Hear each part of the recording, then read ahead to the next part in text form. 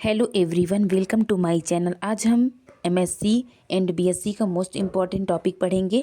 फास्फोरेसेंस क्या होता है, देन उसमें किस प्रकार से एनर्जी का ट्रांसफ़र होता है।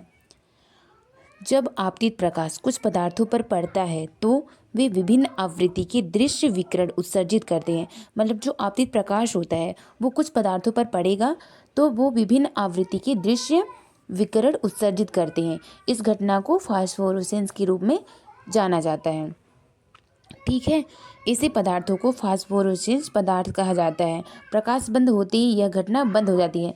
जैसे कि जो फ्लोरोसेंस होता है वो प्रकाश बंद मतलब प्रकाश बंद होता है फिर भी वो चलता रहता है, बट ये प्रकाश बंद होते ही यह घटना बंद हो जाती है फास्फोरेसेंस। ठीक है, यह घटना बस विलंबित प्रतिदीप्ति है। कुछ स्थितियों में यह भी संभव है कि उत्तेजित अणु एक गैर विकरणीय आईसीएस इंटर सिस्टम क्रॉसिंग से गुजरता है, जिससे एक मेटा स्टेबल उत्तेजित ट्रिपलेट अवस्था प्राप्त होती है। ठीक है, उत्तेजित molecule T1 ground state S0 में वापस आ जाता है, लेकिन ट्रिपलेट स्टेट के लंबे जीवन काल के कारण मॉलिक्यूल यहाँ लंबे समय तक रहता है। ठीक है, जो ट्रिपलेट स्टेट रहता है वो लंबे जीवन काल के कारण मॉलिक्यूल लंबे समय तक वहाँ रह जाता है। टाइम लैग फास्फोरेसेंस पदार्थ की प्रकृति पर निर्भर करता है।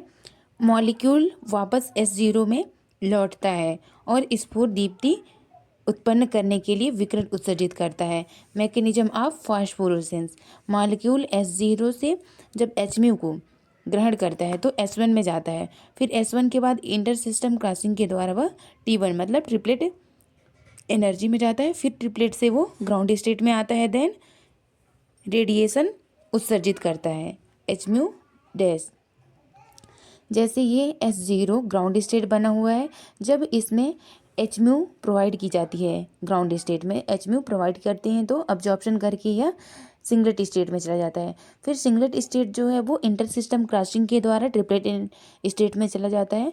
देन ट्रिपलेट स्टेट के बाद फिर से वो क्या कहते हैं, रेडिएशन को उत्सर्जित करता है और जिसे ही फास्फोरेसेंस कहते हैं। ठीक है, thank you so much. Like and subscribe करें।